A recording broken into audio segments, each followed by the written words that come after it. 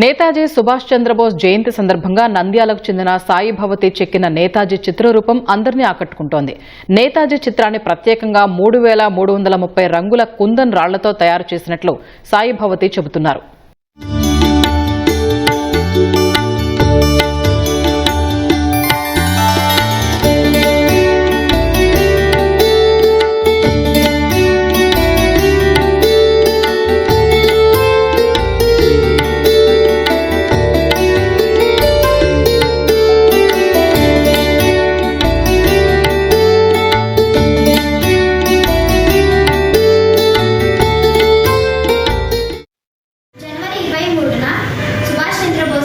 జయంతి సందర్భంగా ఈ బొమ్మను తయారు చేశాను. అతి చిన్న రంగురాళ్లతో ఈ బొమ్మను తయారు చేశాను. గురువు గారి శిక్షణలో ఈ బొమ్మను తయారు చేశాను.